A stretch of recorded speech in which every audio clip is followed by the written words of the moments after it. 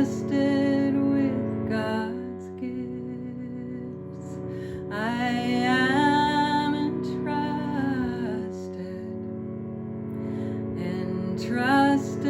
with God's gifts. I am entrusted with God's gifts.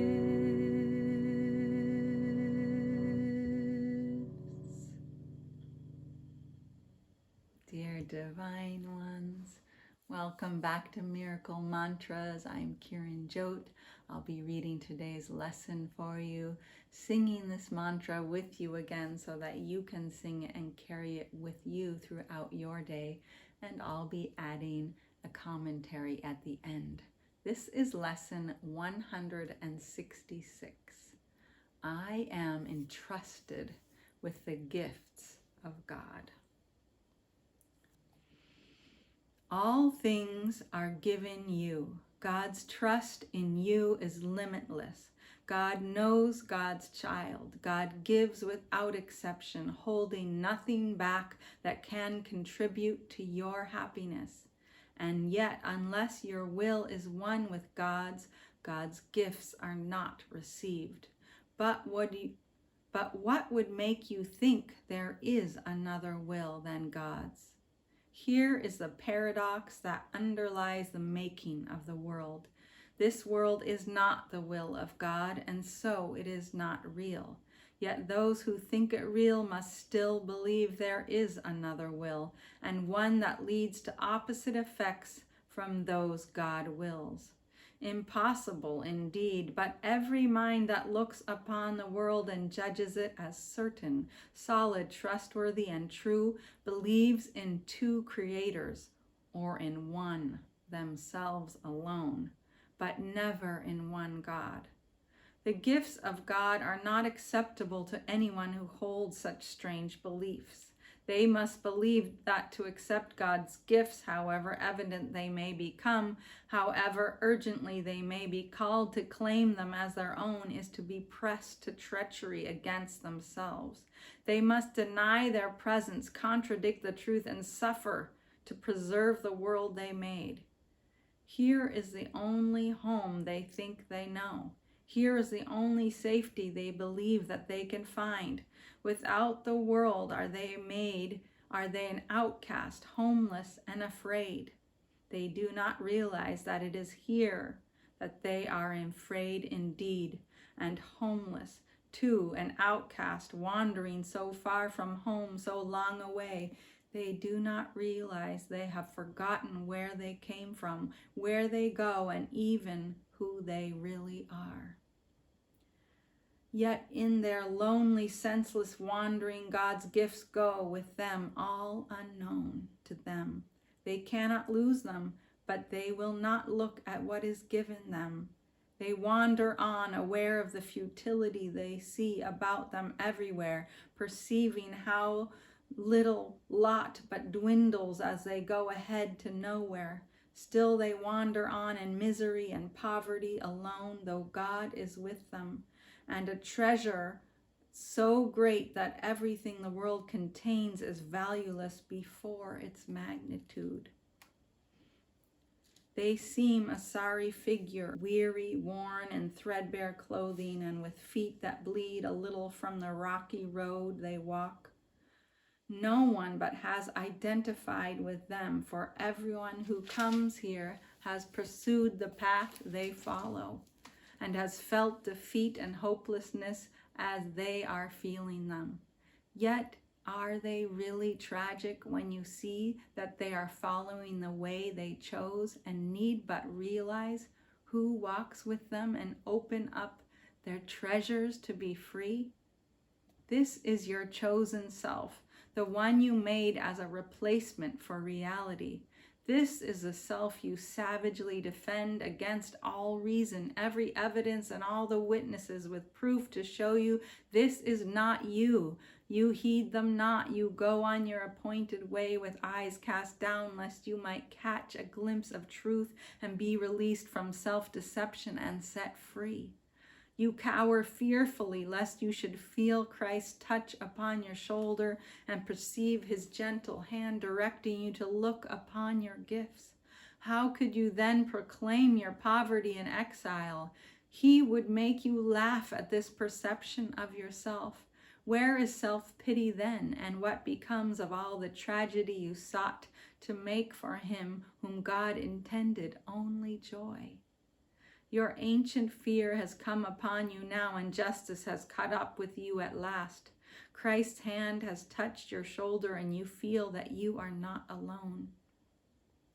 You even think the miserable self you thought was you may not be your identity. Perhaps God's word is truer than your own. Perhaps God's gifts to you are real. Perhaps God has not wholly been outwitted by your plan to keep God's child in deep oblivion and go the way you chose without yourself. God's will does not oppose, it merely is. It is not God you have imprisoned in your plan to lose yourself. God does not know about a plan so alien to God's will. There was a need God did not understand, to which God gave an answer. That is all. And you who have this answer given you need no more of anything but this. Now do we live, for now we cannot die. The wish for death is answered, and the sight that looked upon it now has been replaced by vision which perceives that you are not what you pretend to be. One walks with you who gently answers all your fears with this one merciful reply: it is not so. He points to all the gifts you have each time the thought of poverty oppresses you, and speaks of his companionship where you perceive yourself as lonely and afraid. Yet he reminds you still of one thing more you had forgotten, for his touch on you has made you like himself. The gifts you have are not for you alone. What he has come to offer you, you now must learn to give. This is the lesson that his giving holds, for he has saved you from the solitude you sought to make in which to hide from God. He has reminded you of all the gifts that God has given you. He speaks as well of what becomes your will when you accept these gifts and recognize they are your own. The gifts are yours, entrusted to your care, to give to all who choose the lonely road you have escaped. They do not understand, they but pursue their wishes. It is you who teach them now, for you have learned of Christ there is another way for them to walk. Teach them by showing them the happiness that comes to those who feel the touch of Christ and recognize God's gifts. Let sorrow not tempt you to be unfaithful to your trust. Your sighs will now betray the hopes of those who look on you for their release. Your tears are theirs. If you are sick, you but withhold their healing. What you fear but teaches them their fears are justified. Your hand becomes the giver of Christ's touch. Your change of mind becomes the proof that who accepts God's gifts can never suffer anything. You are entrusted with the world's release from pain. Betray it not. Become the living proof of what Christ's touch can offer everyone. God has entrusted all God's gifts to you. Be witness in your happiness to how transformed the mind becomes, which chooses to accept God's gifts and feel the touch of Christ. Such is your mission now, for God entrusts the giving of God's gifts to all who have received them. God has shared God's joy with you, and now you go to share it with the world. I am entrusted with the gifts of God.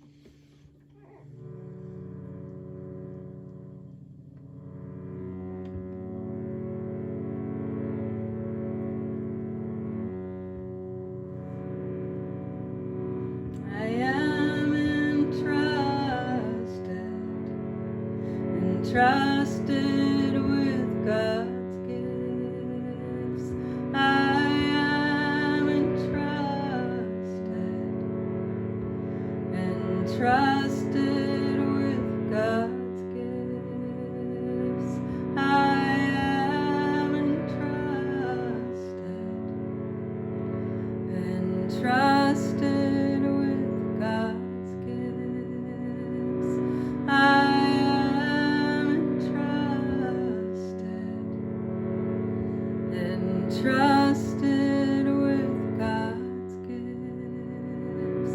I am entrusted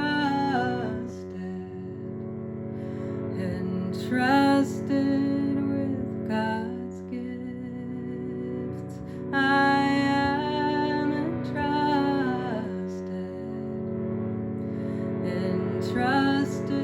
with God's gifts. I am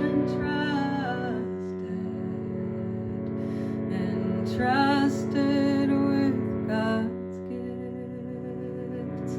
I am entrusted with God's gifts. I am entrusted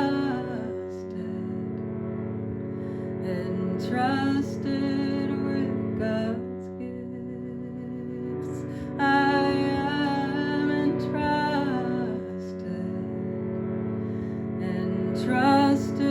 with God's gifts.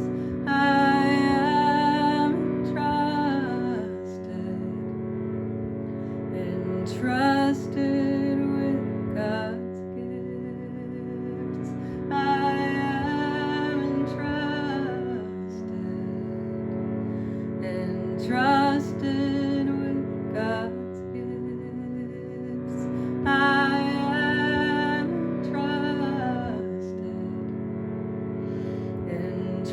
entrusted with God's gifts. I am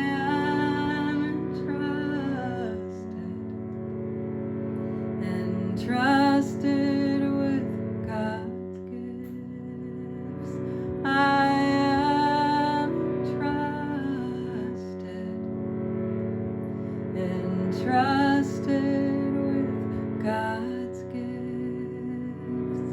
I am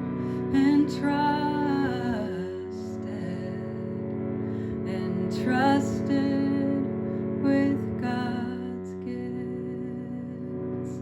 I am entrusted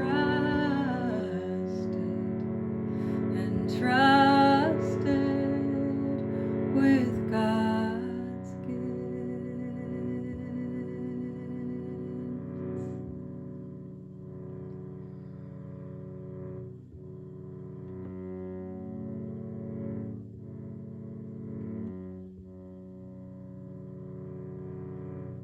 We're entrusted with the gifts of knowing who we are, knowing that we can never leave the mind of God, that we can never be apart.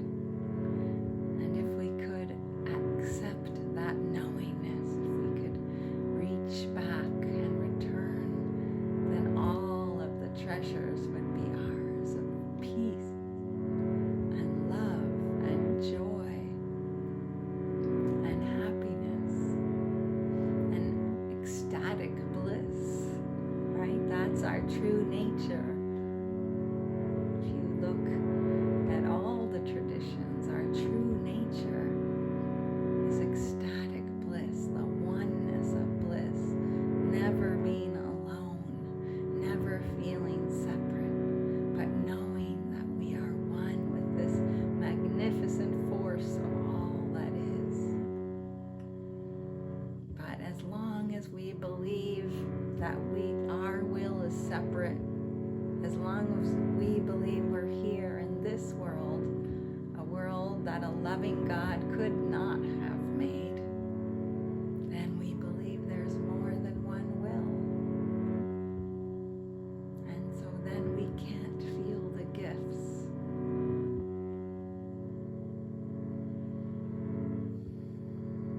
Have you had a moment when you felt completely in alignment, or you felt the joy and joyful tears of full gratitude